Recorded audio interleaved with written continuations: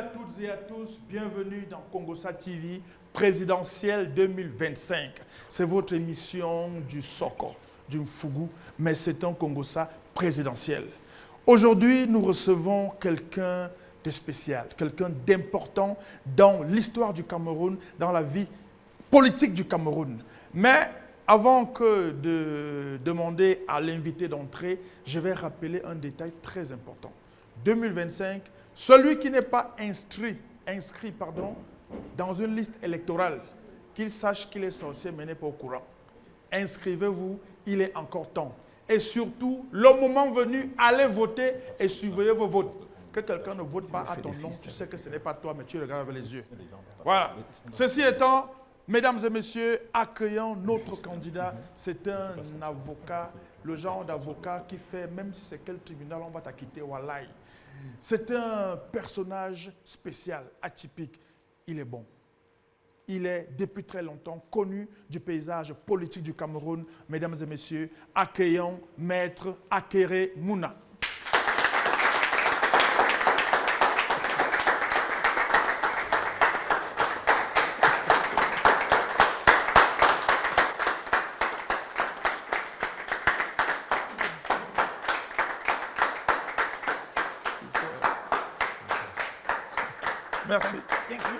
Merci. Merci. Bienvenue sur le plateau de Congossa TV. Thank you very much, merci. Ok. Alors, Maître, comment je vous appelle pendant l'émission? Je vous appelle Maître Akere Mouna, je vous appelle Maître ou je vous appelle Akere Mouna? Appelez-moi Akere, c'est plus facile. Akere, c'est oui, plus simple. Oui, c'est plus facile. J'ai un peu ce côté d'éducation aux États-Unis où vraiment ces formalités-là. On quitte sur ça. Akere, je vous te tutoyer aussi. Bien sûr, bien voilà. Sûr. Voilà. C'est un fait dire alors. Okay, donc, si c'est toi qui dis qu'on peut se tutoyer, voilà. C'est encore bien. Oh, oui, c'est bien. Ok, ça marche. Alors, sur ce plateau, je tiens souvent à rappeler aux candidats, aux invités qui sont candidats, donc, potentiel président de la République. Comme on dit au quartier, Manono. Manono. Voilà. Pour le cas, c'est Mano. Pas potentiel, mais en attente. Ah, ok, d'accord. Donc, je voudrais rappeler au futur président, au potentiel président, que bon, si vous êtes à Etoudji à partir d'octobre, il faut vous rappeler que l'émission-ci, c'était seulement l'émission. Okay. Donc, il ne faut pas que le CED, la DGSN ouvre des enquêtes sur moi, que le petit qui m'avait posé des questions, un genre, retrouvez-moi-le. Donc, vraiment, il faudra vous rappeler que c'était seulement l'émission. Et qu'on faisait seulement le Congossa. Donc c'est bon. C'est bon, mais pas l'émission aussi, c'est éducatif aussi, je pense. Excellent. Ça mène vers la réflexion. Excellent. C'est une bonne chose. Excellent. Donc alors, l'autre chose que je fais ici avec chaque invité, c'est que je prie les invités de prêter serment devant les invités ici et surtout devant les millions de gens qui vont nous regarder, juste pour dire que je vais dire la vérité. Comme ça, si l'invité ment, les gens vont écrire que ici, là, il a menti. Oui, pour moi, c'est une chose facile, parce que c'est quelque chose de par mon métier, et ce que je fais souvent, parce que la fidélité se cultive par la vérité. Alors donc, je le jure, sans problème. Ok, merci beaucoup. Akere a prêté serment qui va dire la vérité, rien que la vérité. On commence. Alors, notre plateau, on a plusieurs rubriques. La première rubrique s'appelle « On dit que ». Donc l'émission, c'est Congossa TV. Exactement. Présidentielle 2025. Donc c'est le Congossa. Donc il y a beaucoup de choses. C'est le Japap. Le Mfugu, le Missosi, le Karambani. Donc il y a beaucoup de choses ici que ce n'est pas moi qui dis. C'est que les gens disent ça. Tu peux aussi cacher derrière ceux qui ont dit. Mais ce n'est pas grave. Bon, c'est pas grave, mais... Alors, première question de la rubrique « On dit que ». On dit que vous êtes un agent de distraction infiltré dans l'opposition par le RDPC. Ah, bon, si j'ai entendu ça, donc c'est authentique, ce n'est pas toi qui le fais. Voilà. Donc, on peut dire ça, mais je pense que ceux qui connaissent doivent voir mon parcours. Même quand mon père était aux affaires, je n'étais pas membre de l'UNC, j'étais membre d'un parti politique seul, c'est le SDF. Parce que c'est moi qui ai rédigé les statuts du SDF. Quand mon frère Bernard y était.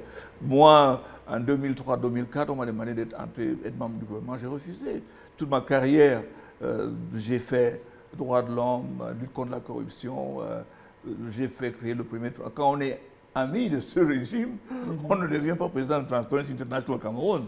Je l'ai fondé à mes dépenses, ça m'a coûté presque 80% de mon chiffre d'affaires. J'ai eu beaucoup de sollicitations, bon, mais voilà, ceux qui le disent ne me connaissent pas. Tous les postes que j'ai occupés de par ma profession, je les ai fait à l'étranger, soit à l'Union africaine, comme président du Conseil économique et social, à la BAD, comme commissaire aux sanctions, si vous voulez, à FMI. Tous ces postes sont à l'étranger et ils ne demandent pas à être secondés par l'État, mais il y en a un seul. Quand j'étais membre du panel des personnalités éminentes en Afrique, bon, c'est le pays qui propose. Moi, j'étais proposé par le Premier ministre Meles de l'Éthiopie. Bon, tu vois, je ne dois rien. OK. Donc, je n'ai pas... Ceux qui disent que je suis un agent, ben écoute... Des distractions. Des distractions. C'est-à-dire, pour embrouiller un peu peut-être, les cartes. selon ce que j'ai vécu, je serais plutôt un objet d'attraction. OK. Alors, on dit que... C'est pas moi. Hein. Ouais. Voilà. On dit que vous avez, d'une façon ou d'une autre, profité du système de par votre naissance. Et aujourd'hui, vous faites semblant de le combattre pour être tranquille. Ouais, on peut dire cela. C'est encore par des gens qui ne me connaissent pas. Bon, moi, j'ai fait...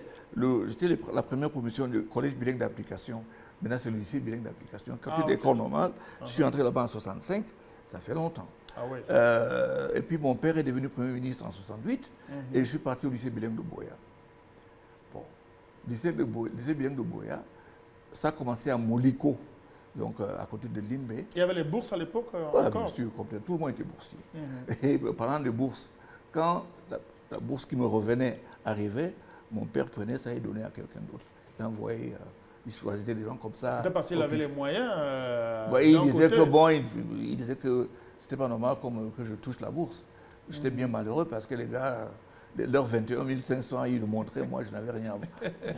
Donc je voulais dire en fait que quand mon père devient le premier ministre du Cameroun occidental de l'époque, de la résidence du premier ministre à Moliko, ça faisait environ 7 km. J'étais amené, quand je n'étais pas à l'internat, à le faire à pied ou à payer un taxi. Étant enfant de Premier ministre, Et vous allez à l'école à pied? Ce n'est pas tout. Non seulement ça, quand je lui disais que je suis un peu en retard, je disais à ma mère, quand on me dépose, il dit que tu as vu ce qui est marqué sur les voitures? Il dit oui, c'est marqué quoi? Il dit résidence du Premier ministre. Il dit bon, ben voilà. Quand tu vas être Premier ministre, tu vas entrer dans les voitures de l'État. Et je prenais le taxi, ou bien je me débrouillais quand j'ai été élevé. Par la suite, je suis allé aux États-Unis pour faire relations internationales et droit international. Le droit, je deviens avocat plutôt à Londres.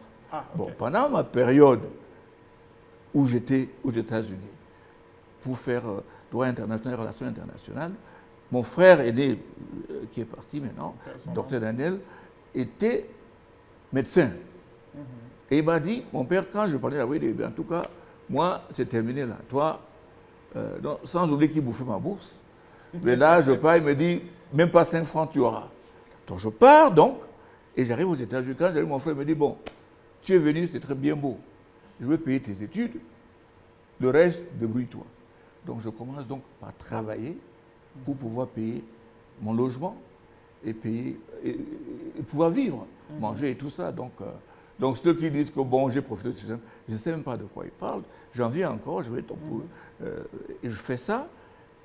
Et quand je reviens, bon, après ça, bon, je vais à Londres, je suis inscrit au barreau de Londres en 1978 et je reviens. Et d'ailleurs, même quand je pars de Londres, l'Angleterre venait d'entrer dans l'Union européenne. Et c'était le marché commun à l'époque. Et j'étais plus ou moins bilingue. Je suis anglophone. Hein. Bah oui. Le français que je parle là, bon, c'est comme ça. Donc, vous voici, donc je finis. J'appelle Belgique, Bruxelles, où il y avait le siège. Beaucoup de gens veulent m'embaucher. Bah oui. Et j'appelle mon père, je dis vraiment, maintenant je suis avocat, mais j'ai beaucoup d'offres. À Bruxelles, je suis bilingue, je suis africain, je suis parmi les premiers avocats anglophones, ou anglais d'ailleurs, je ne suis pas anglais, mais anglophone, formé à Londres, de postuler. Il me dit, c'est ça? Il dit, oui, bon. Les gens nettoient, ils vont chez leur pays pour nettoyer. Toi, tu veux que les autres nettoient ici, que tu viennes, mon ami, tu prends l'avion et tu rentres. C'est comme ça que je reviens donc en 1978 au pays. Et quand je commence le cabinet avec mon feu frère Bernard, qui lui aussi était bâtonnier, mon père nous interdit de prendre les dossiers de l'État. Ah. Il ne nous interdit pas, mais il dit, écoutez, moi, je suis président de l'Assemblée. Si vous commencez à avoir des sociétés d'État qui vous constituent, on va penser que c'est à cause de moi. Ça fait donc, dans ma tête, un conflit d'intérêts. Ce qui fait que, je suis rentré en 1978, les premiers dossiers où on est constitué pour l'État, on a en 2002. Après le décès de mon père. Donc, si les gens pensent que, en travaillant, en faisant ce que j'ai fait, j'ai profité du régime, qu'ils me disent comment. Et cette éducation, je l'ai transmise à ma fille aînée qui a aujourd'hui 40 ans. À l'âge de 19 ans, je lui ai dit, écoute... Elle aussi avocate? Non, elle est dans les finances. Je lui ai dit, moi, on m'a dit ça, donc toi aussi, il faut que tu aides. Elle a conduit le bus de la faculté de droit, de la faculté à New York, Columbia University. Pendant 3 ans, elle conduisait le bus de 19 places de l'université pour essayer d'aider. Bon, tu vois, donc, ce qu'ils disent, bien sûr, c'est... Il est vrai que maintenant, hein, ça se passe, ton père est ministre, tu sors préfet, donc c'est bien. Mais est-ce que de par votre nom, quand même, quand on voyait Mouna dans les années 60-70, ça n'ouvrait pas des portes? Quand vous voyez ça où? Mais sur les papiers, quand même. À Londres? Non, mais je veux dire au Cameroun, avant d'aller à Londres. Mais au Cameroun, je suis parti d'ici après le bac. Ah, directement? Oui, donc vous voulez que ça ouvre quelle porte là-bas? D'ailleurs, même, je me rappelle aux États-Unis, le gars vu Cameroun, il m'a demandé si c'était à côté du Cambodge. Bon, écoutez, ce n'est pas donc Mouna qui va connaître. Donc, je n'ai pas eu cet avantage-là. Des fois, même au Cameroun, plutôt, c'était un désavantage. Ah. Les gens qui voulaient tester. Par exemple, j'étais inscrit au barreau de Londres, je reviens au Cameroun, et la loi dit que si vous êtes inscrit dans un barreau étranger, vous êtes inscrit ici directement. J'amène mes dossiers au ministère de la Justice, je trouve un directeur là-bas, il me fait attendre 1 heure, j'entre dans son dossier, les gars, Akere Mouna, ton frère est déjà avocat, non, pourquoi tu veux être avocat? Je dis, monsieur le directeur, je ne veux pas être avocat, je suis avocat, je veux m'inscrire ici. Et les gars, Akere Mouna, barista, Lincoln's Inn, et eux les anglophones, vous aimez tous les faux diplômes, hein? Au lieu de m'inscrire directement, il m'inscrit comme avocat stagiaire. Ah oui. 2 ans, il me prend 2 ans. J'ai dit, c'est pas vrai. Mon père est président de l'Assemblée, deuxième personnage, je sors de mon bureau courroucé, je vais, mon père faisait la sieste, et il ne fallait pas le déranger. Ouah, je me sens. Il prend ses lunettes, il me regarde. Il dit, ok, c'est quoi? Je dis, ben, on a mis un décret, on m'appelle avocat stagiaire. Il me dit, est-ce que avocat stagiaire, tu portes la robe? Je dis, oui, papa. Est-ce que tu peux plaider? Je dis, oui, papa. La perruque là, de l'Angleterre, tu portes ça? Je dis, oui, papa. Est-ce que tu vas travailler avec ton frère Bernard? Je dis, oui, papa. Je dis, oui, où le problème? Ton problème, c'est la vanité. C'est ça. Tu vois qu'on t'appelle avocat stagiaire. Est-ce que ça dure toute la vie? C'est 2 ans. Dis donc, je te dis ça, mon fils. On peut te ralentir, mais on ne peut pas t'arrêter. Donc, c'est une occasion où il aurait pu appeler Aïdjo avec qui il était au téléphone. Il dit que, mais qu'est-ce que vous faites à mon fils? Il ne l'a pas fait. Il ne l'a pas fait. Donc, ceux qui pensent, à l'époque, hein, ce n'est pas ce qu'on a aujourd'hui, ministre, et puis enfant préfet. Non, ce n'est pas ça. Regardez l'époque, regardez l'ENAM. Je peux vous donner quelques noms, vous me dites, vous avez entendu le fils d'Aïssi Vodo qui était à l'ENAM? Pas ma connaissance. Pas ma connaissance. Simon Pierre Tchungi. Allez de tous les gars de cette époque-là. Charles Assalé. Ils étaient à l'ENAM, bien sûr que non. Parce qu'Aïd, j'allais vous demander, ils ont fait comment? C'est une école qui était là pour donner la chance à ceux qui n'en ont pas et qui étaient brillants. Ça les tirait. Mais ceux qui ont profité de ce système-là semblent avoir oublié, parce que quand ils sont arrivés là-bas, c'est leurs enfants, leurs cousins et les autres. Ils ont verrouillé, comme on dit. Eh oui, justement. Voilà. Ok, Akere. Alors, on dit que... Ça, c'est on dit qui m'intéresse. Ah ben. On dit que votre candidature à l'élection présidentielle de 2025 est un schéma. C'est-à-dire qu'à la dernière minute, vous allez vendre vos voix à un autre candidat, comme en 2018. C'est une question qui est facile à répondre, parce que c'est comme une grossesse. On finit toujours par accoucher. Donc, je veux pas dire que j'ai pris une détermination, je vois la situation où se trouve notre pays, je suis dans la gouvernance et dans la lutte contre la corruption depuis 30 ans. Et je vous mets au défi de me dire le candidat parmi tous les candidats, même commençant par le président Biya lui-même, qui a mené un combat citoyen, sans un intérêt, pour être ceci ou cela. Je l'ai fait j'ai fait TI Cameroun, j'ai fait des combats sur la corruption, le blanchiment d'argent, l'article 66. C'est moi-même qui a mené les gens à commencer à parler de l'article 66. Okay. Je menais ce combat-là comme citoyen. Maintenant, j'ai conseillé des présidents en Afrique en matière de gouvernance. Je vais citer Togo, RDC, pour le compte des Nations Unies. Togo, RDC. Oui. Ce n'est pas de très bons exemples, hein, parce que... Mais justement, c'est pour ça qu'ils ont quelqu'un pour les aider. En matière de gouvernance... Un docteur ne va pas chez quelqu'un qui est bien portant. Il faut aller... Si vous les avez conseillés... je suis parti pour les conseiller. C'est pas terrible. Non, mais non, excuse-moi s'il vous plaît. Tu te rappelles, si tu lis la Bible, quand Jésus est parti, c'est le gars qui était inspecteur d'impôts là. On lui a dit, mais tout le monde là, c'est là que tu parles. Ben écoutez, moi je pense qu'il faut aller vers... les gens qui ont besoin, ce que je suis parti faire, d'ailleurs pris par les Nations Unies, d'ailleurs, je risque de commencer une mission comme ça en Afrique centrale. Donc, il faut aider. Et quand je faisais ça, j'ai dit, c'est pas vrai. Ce que je fais là, quand je finis les discussions, les sessions interactives, les gars me disent, mais, Monsieur Mouna, Batouni Mouna, vous venez nous parler. Et j'étais au pays là. Ça se passe comment? J'ai entendu ça tout le temps, je me suis dit, donc écoute, je vais essayer de m'investir dans mon pays. Et j'ai essayé par des trucs de jeunesse, parler avec des jeunes, j'ai créé Now pour que les gens sachent. Parce qu'on a un problème extraordinaire. Si vous y avez 8 ans, quand le président Biya est devenu président, aujourd'hui vous en avez 50. J'avais 2 ans. Bah, mais tu vois, aujourd'hui vous en avez 50. 5 ans de la retraite, vous avez fait l'école primaire, le lycée, l'université, formation, marié, père d'enfants. Vous ne connaissez qu'un seul système. Donc, dans votre tête, il y a des choses que vous ne comprenez pas. Vous avez peur de parler, vous pensez que pour avoir quelque chose, il faut une intervention, ça tue le talent, ça tue l'initiative. Donc, c'est ce que vous avez. Donc, c'est très important, à mon avis, de savoir, et dans ce pays, on doit le savoir. Je me suis dit, dans ce cas-là, il faut absolument que je donne ce que j'ai pu apprendre. D'ailleurs, à la Fondation Mouna, on a un centre qui s'appelle... Oui, ça s'appelle le Mouna Governance Center, où on fait des cycles d'entraînement dans l'éthique, d'intégrité, pour savoir que, bon, ben voilà. Donc...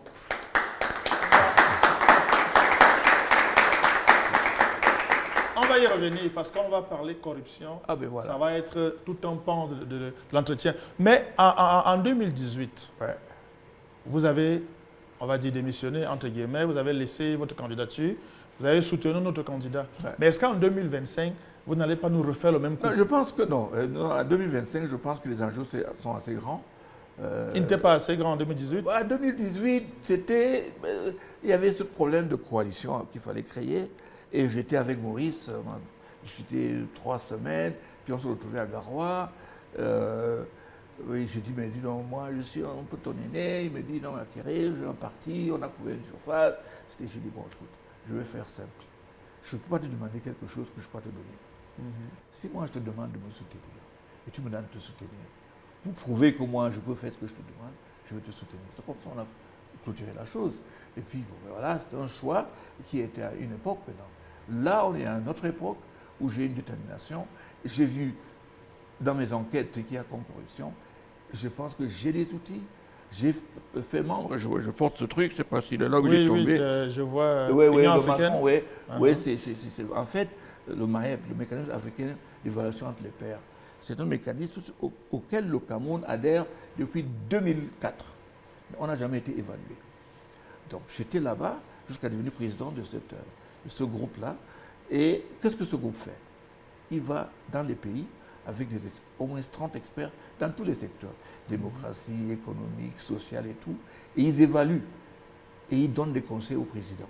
Je finis par en one-on-one avec le président et on va tous à Addis. Le président Paul Biya? Non, des présidents des pays évalués. Ah, ok, parce que j'allais vous dire que vous êtes bien heureux de l'avoir vu, parce que il n'est pas je l'ai vu, mais pas dans l'évaluation. Bon, mais finalement, donc, il se retrouve donc à Addis, tout le monde, tous les chefs d'État s'asseyent en huis clos et il fait des autocritiques. C'est pour ça que c'est évaluation entre les pairs. Ils se disent des choses assez dures et c'est comme ça qu'on fait ça. Je fais ça pendant 4 ans. Je connais Sierra Leone, les Et pendant ces problèmes 4 ans, est-ce qu'une fois le président du Cameroun était présent? C'est une question très facile à répondre. Le président du Cameroun, 43 ans président, n'a jamais été à Addis pour l'OUA.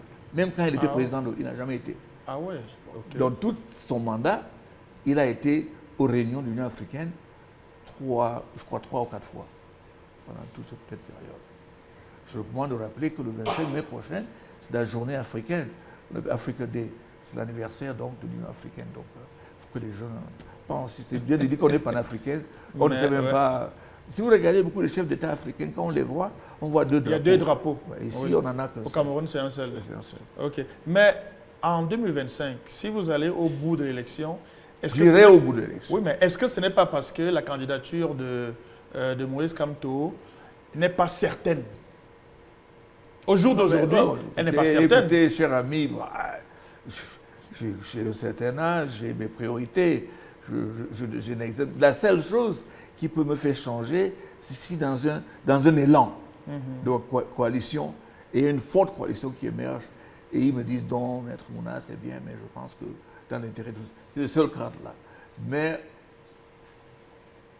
au risque de tirer sur ma propre modestie, je pense que quand on voit l'offre aujourd'hui, et l'expérience qu'il faut, et le problème que le Cameroun a maintenant, on a 2 problèmes vraiment nous, c'est la corruption et la crise au nord et au sud-ouest, qui drainent le pays. Bien sûr, il y a des problèmes dans le nord et à l'est, mais ce sont 2 problèmes qui sapent notre économie. Et dans ces 2 cas de figure, je pense que je suis assez outillé. Nous allons prendre un moment important pour ces 2 questions-là, la crise dans le nord-ouest et le sud-ouest, et la corruption. Je suis là pour maintenant, pour sortir de Ondiké, alors, quelqu'un a dit, il y avait quoi avant? À Kéré, il y avait quoi avant dans ce pays? Bon, il y avait beaucoup avant. Et pour quelqu'un qui l'a dit il y avait quoi avant, il faut lui demander, elle était où avant? Je connais la personne dont tu parles. Bon, cela étant dit, dans ce pays, je viens de vous parler de Vietnam. J'habite dans une maison, j'ai même honte de le dire, d'habiter dans une maison qui a été conçue par mon père. Bon. Avant qu'il ne construise cette maison, quand il a trouvé le terrain, il a envoyé les plans à la présidence. On a visé. Quand il veut construire, on lui demande, tu prends l'argent où? Il dit un crédit de la BAD, la Banque Cameroun de Développement, BCD. On lui dit, tu vas rembourser comment? Il dit qu'il va mettre en location, et puis les loyers iront directement pour rembourser la dette. Et pour la petite histoire, donc on approuve, on donne le prêt, il construit la maison, il va donc voir, il est maintenant ministre chargé des missions de la présidence, M. Amadou Moustapha. Il dit, écoutez, monsieur le ministre, moi j'ai une maison, j'ai une dette, je voudrais que l'État prenne. Alors le ministre dit, mais écoutez, monsieur le président de l'Assemblée, il faut que moi-même j'aille voir. Je ne peux pas envoyer un agent. Le gars va voir la maison, il dit que moi-même je prends. Et donc le premier locataire, c'était lui. Et mon père a complètement oublié cette histoire. Et que j'ai dit, mais où est le titre foncier? Il me dit, ah, on avait donné ça pour une hypothèque. Je m'en vais voir, le gars avait même payé la dette, je crois 7 ans, 8 ans avant. Et la banque continue même à encaisser, il a fallu qu'il fasse le remboursement pour égaliser. Donc je pense que c'est ça qu'il y avait avant. On était comptable, on était redevable, on ne faisait pas n'importe quoi. Ici, vous commencez à construire n'importe comment, à je était au courant, on vous demandait, vous allez faire comment. Mais aujourd'hui, il y a des gars qui te sortent des immeubles en dizaines là. Surtout les fonctionnaires. Oui, juste les fonctionnaires. On a un pays bizarre où c'est les fonctionnaires qui sont plus riches que les hommes d'affaires. Je ne sais pas comment ils font. Ils font de leur fonction des affaires. Oui, tu as une petite idée. Je vais vous dire ça après. Ok, dis-moi après. Okay. Après. Bon, ben voilà, donc je pense que ce qu'il y avait avant, c'est quand même une lutte vers l'intégrité, une lutte de s'assurer que le petit n'est pas écrasé. Il y a un haut fonctionnaire qui était, je ne veux pas donner le nom, il est de l'Est, et qui avait pris un crédit. Il a pris un petit fonctionnaire aussi de l'Est pour venir le garantir le crédit. Et parce qu'il connaissait les gars de la banque. Mais quand il a garanti le crédit, au moment de commencer à payer, il ne payait pas. On a commencé à couper le salaire de ce petit gars qui n'avait presque rien. Il a fait une requête comme ça, il dit, regardez, votre type comme ça m'a fait ça. Maintenant, je n'arrive même plus à payer pour ma famille. Aïdjo a fait sommer le type. Il dit, je vous donne 24 jours, vous remboursez cet argent. Tu vois, c'était ce type d'entente-là, tu vois. Et la connexion, quand mon père était Premier ministre à Boya, il y avait tous les chefs du Sud-Ouest qui étaient venus. Aïe, je voulais saluer, arrive le chef de Limbe à l'époque, il s'appelait Manga Williams. Manga Williams. Il dit, Manga Williams, il lui parle en pidgin. How you come here? Aïe, je parlais très bien pidgin. Hein. Il dit, how you come here? Il dit que préfet don't give me moto. So I don't come. C'est chief, you don't get moto?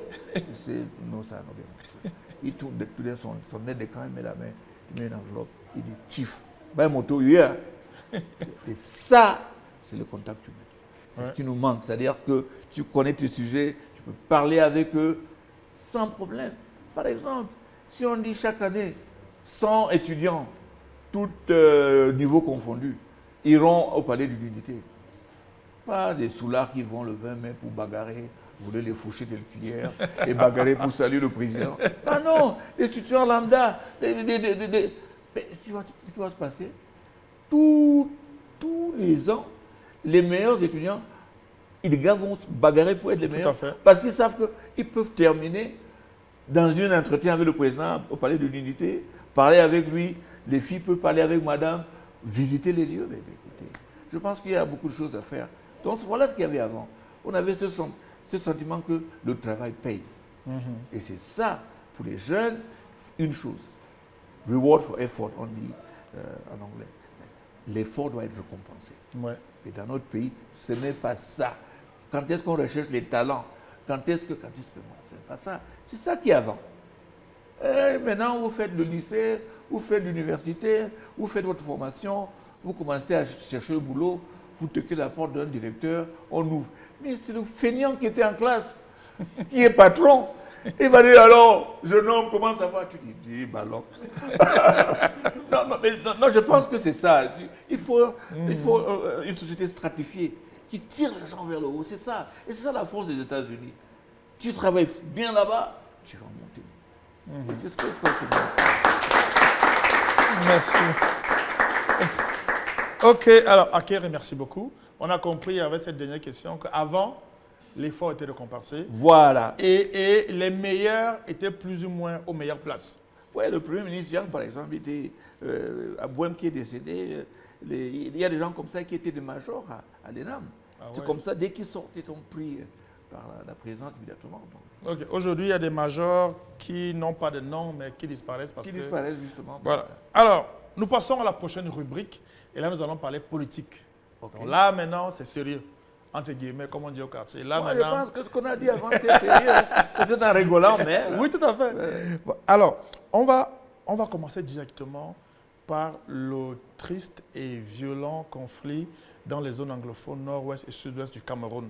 Alors, j'aimerais, pour entrer dans ce volet, savoir ce que vous pensez de ce conflit-là. Pour vous, c'est quoi le problème qui a amené à ce conflit? Mais écoutez, moi, je suis du nord-ouest. Je suis anglophone. Donc, je parle en connaissance de cause.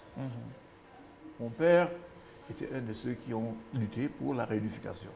Donc, j'ai vécu, d'ailleurs, même à l'âge de 8 ans, je pense, quand mon père faisait campagne pour la réunification, j'étais empoisonné. Parce que j'étais le dernier garçon, il m'amenait partout, et puis on le visait, et puis on m'a pris avec. Heureusement qu'on a été sauvés. Donc, j'ai failli laisser ma peau. Donc, je n'en parle pas en grand savant, j'en parle des choses vécues. Et l'idée au départ, on avait une communauté colonisée par les Français, on ne connaissait pas. Le Cameroun était un territoire sous tutelle. Donc, on n'a été jamais colonisé par qui que ce soit. Pardonnez-moi, mais tutelle, ce n'est qu'un mot. Dans les faits, c'était une colonisation. Ouais, tutelle, c'est le mot qui est inscrit sur les papiers. Mais c'est notre statut. Oui, ok. Ah ouais, justement, c'est notre statut. C'est le débat maintenant pour les gens qui changent de sexe. On dit tu peux changer, mais tu es né garçon. Mais ce n'est pas ça. Tout à fait. C'est un autre débat. Tout à fait. Bon, ben voilà. Donc, sous tutelle. Et quand on vient donc à la réunification, on fait la constitution de la République fédérale qui parle de deux partenaires. Un partenaire, donc, la République du Cameroun, qui est déjà devenue indépendante, on est à 160. Et un second partenaire, donc, le West Cameroun, qui était devenu Southern Cameroun. Les deux partenaires se mettaient ensemble avec une constitution fédérale, dans laquelle c'est un partenariat. Un président, à l'époque, qu'on a adopté à Idjo, et un vice-président, à l'époque, un anglophone, Fonchan. Et dans la constitution, c'était clair que s'il y a un président anglophone, le vice-président est francophone. Donc, voilà. En 1964, ça a commencé à tanguer. Parce qu'il y a une poussée de langue française, il y a une poussée pour reformer le système anglophone, il y a une poussée pour changer pour essayer d'harmoniser le système judiciaire. Il y avait des petites choses comme ça qui commençaient à frustrer les anglophones. Il y a des écoles qui étaient inaccessibles aux anglophones parce qu'ils ne parlaient pas du français. La polytechnique, des choses comme ça. Il y a certains concours qui n'étaient qu'en français. Ça a commencé à frustrer les gens. Et le tout premier traducteur d'Aïdjo, d'ailleurs, le professeur Fonlon, déjà décédé, il y a des ministres, c'est un des tout premiers bilingues. C'est lui d'ailleurs qui a traduit l'hymne national du Cameroun, le docteur Fonlon. Une anecdote rapidement avec le docteur Fonlon, c'est que je me rappelle, j'étais au salon avec mon père, je ne sais pas, avant que la réunification, et le gars vient tout fâché. Je dis, qu'est-ce qu'il y a? Il dit, mais regarde, c'est qui chante en français. Je veux dire quoi? Il lit. Et autrefois, tu vécu dans la barbarie, peu à peu du sort de la sauvagerie. Il dit, moi, je n'ai pas traduit ça en anglais. Ah, non. Donc, il écrit, quand tu regardes la version de l'hymne national en anglais, ça garde l'esprit. Mais quand tu vas en deuxième strophe, alors, le gars a écrit sa part d'hymne national. Ça n'a rien à voir avec ce qu'on entend en français. Donc, mais pour te dire, pour aller très vite, donc à 64, il fait un grand mémo, président, écoutez, ce truc-là, ça va mal finir. Et puis en 66, on a maintenant la fusion des partis politiques, n'est-ce pas, pour donner l'UNC. Et puis, petit à petit, on a abouti en 72 et on dit l'État unitaire. On fait voter tout le monde. Je pense que ce n'était pas juste parce que si en 61, c'est les anglophones qui ont voté pour la République fédérale, si on voulait demander un autre choix, ça ne peut être que eux. Mais vous ne pouvez pas y mettre dedans ceux qui sont en majorité pour le faire. Mais soit. Forcément, les majorités vont gagner. Mais bien sûr. Et puis, petit à petit, donc en 84, on change le nom du pays, de la République unie du Cameroun. En 64 64, non, 84 ou 87. 84, ok. 84. République unie, on change en République du Cameroun. Mais République du Cameroun, c'est le nom de notre pays en 60. Quand il n'y avait pas encore l'unification. Donc ça prête à équivoque. Donc on parle d'assimilation, ça commence à tanguer. Et puis vient donc la lutte pour les libertés humaines, le multipartisme. On est en 90. L'émergence de Froundi, l'élection en 92, où j'étais chargé de rassembler, n'est-ce pas, les votes et des comptes. Et on donnait les résultats au fur et à mesure. Et je reste convaincu que ces élections ont été gagnées par Froundi. Mais si tu vois le fait que le président sortant a gagné par 4 points en Afrique, il faut savoir que... Ça veut dire ce que ça veut dire. Ça veut dire... Ah ben j'aime ça, ça veut dire ce que ça veut dire. Ça veut dire ce que ça veut dire. Tout le monde comprend. Donc ben voilà, on est donc à ce stade-là. Et les anglophones disent, ça veut dire que dans ce pays-ci, un anglophone ne peut jamais devenir président, mais parce qu'on avait là une occasion. Parce que pour une population qui faisait 20%, vous avez eu des votants de l'autre côté. Ça veut dire qu'on avait dépassé le problème d'anglophone francophone. Si on saisissait l'occasion, on serait ailleurs aujourd'hui. Les anglophones disent, vraiment, ça veut dire que notre place n'est pas là-bas. Ils vont organiser le All Anglophone Conference. Et là-bas, ils vont dire, écoutez, nous voulons le fédéralisme. S'il n'y a pas ça, on passera à autre chose. Du côté du gouvernement, de l'État, du parti, ils se sont dit, mince alors, un gars qui est unilingue, vendeur de livres à Bamenda, aller battre le président, non, il faut une autre loi électorale. On ne pense qu'on a maintenant, qui a tout verrouillé, qui assure que le sortant gagnera toujours. Bon, on dépasse ça. Et il y a une révision constitutionnelle en 96. En 96, qui a toutes sortes de choses qu'on ne va jamais appliquer. Les régions, là, ce n'est pas longtemps que ça fait. Déclaration de biens, on attend toujours. On dit que les régions sont autonomes. Merci on attend beaucoup. Toujours. Donc il y a tout ça. Et ça se cumule. Et il y a une forte pression sur le système éducatif anglophone, système judiciaire anglophone, et c'est une chose culturelle. Et ça commence à donner des frustrations qui va donc avoir des gens qui vont saisir la Commission africaine des droits de l'homme et des peuples qui se trouve à Banjul, qui va donc déclarer en 2008 ou 2009 que c'est vrai, les anglophones sont marginalisés. C'est ce qui va donc donner notre punch à ce mouvement, et ils commencent à revendiquer de façon normale et formelle.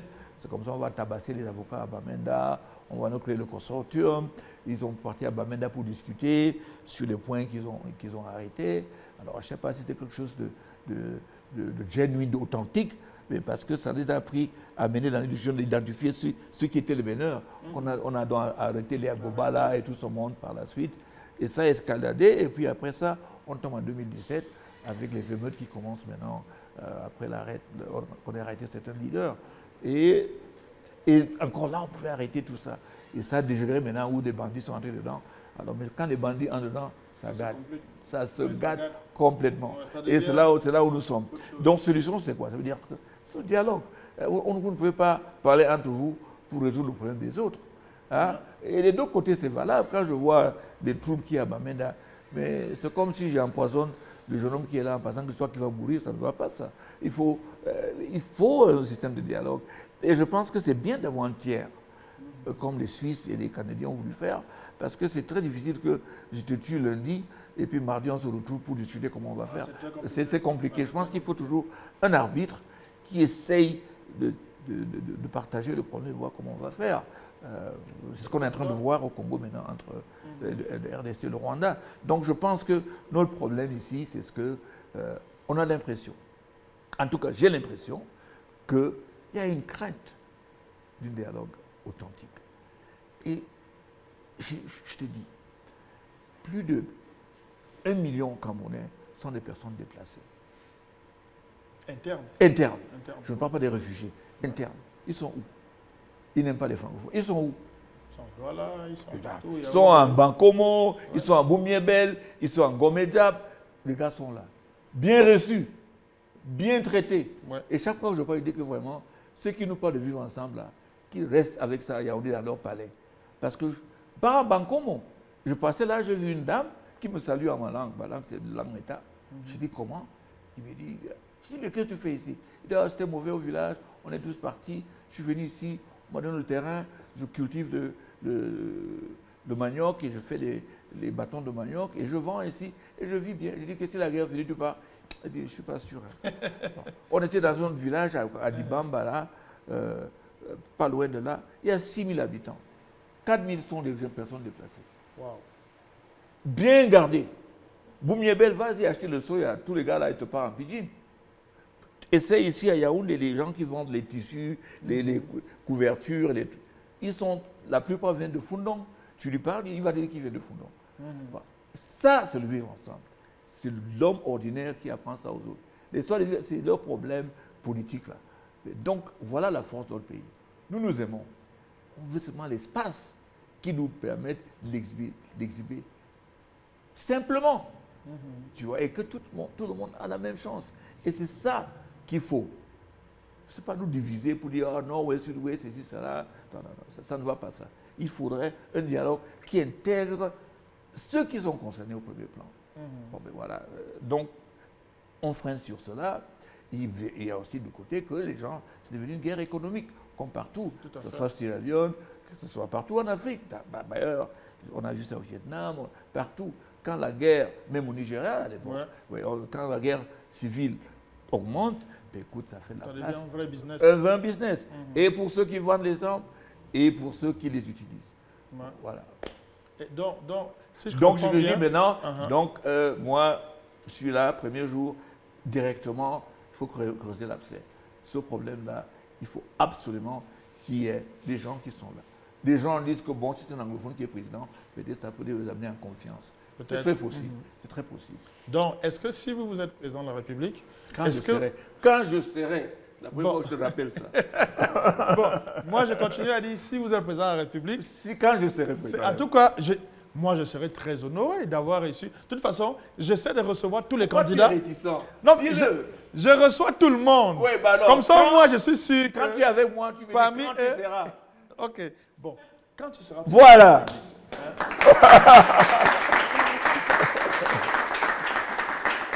Sauf que tous les autres candidats m'ont obligé à dire ça. Mais ça, tu dis ça à tous les candidats, en bon Camerounais. Mais au moins, je suis sûr que parmi eux, le président est dedans. Oui, justement. Voilà, donc je serai du bon côté de Et l'histoire. on sait maintenant qui est dehors, mais en tout cas, on sera après. OK. Donc, octobre, Uh-huh. Akéry Mounaye, président de la République du Cameroun. Ouais. Est-ce que dans ce dialogue, pour apaiser les tensions, pour faire cesser le conflit, est-ce que vous allez inclure tous les prisonniers qui sont actuellement à Kondengui et à Nubel également?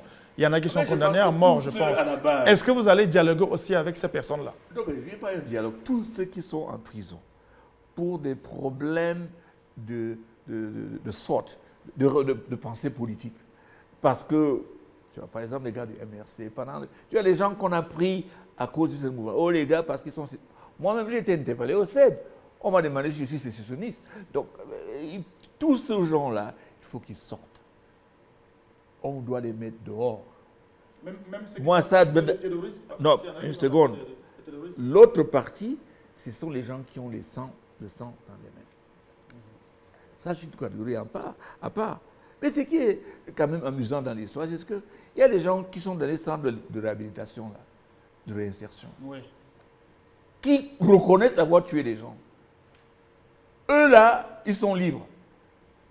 Mais les gens, parce qu'ils ont dit, Amazonia, Oye, ou je ne sais pas quoi, Mais ils parce sont qu'ils enfermés. ont pris la perche tendue. Parce que Quelle perche?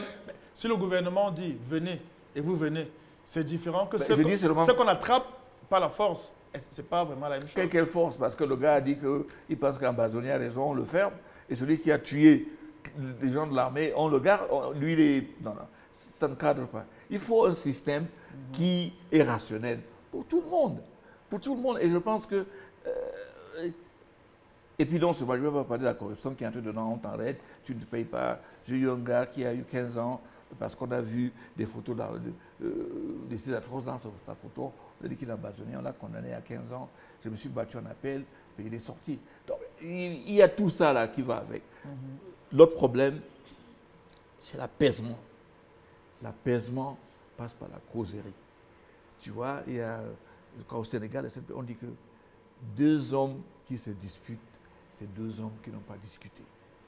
Il faut d'abord ici qu'on discute. Franchement, vous pensez que Bamenda qui est à terre économiquement, ça plaît aux gens? Sûrement pas. Pas bien sûr. Tu penses que le fait que Surtout le les budget gens doit de être... Bamenda les sont les plus salaires à ne sont pas payés parce qu'il faut enlever l'argent pour envoyer à l'armée. Les familles, plus de 1600 quelques familles qui ont perdu leurs enfants, des soldats. Je pense que c'est quelque chose de... Pas du tout. Pas du tout. Il faut que ça s'arrête. Ça s'arrête par une causerie. Et ça va s'arrêter par là.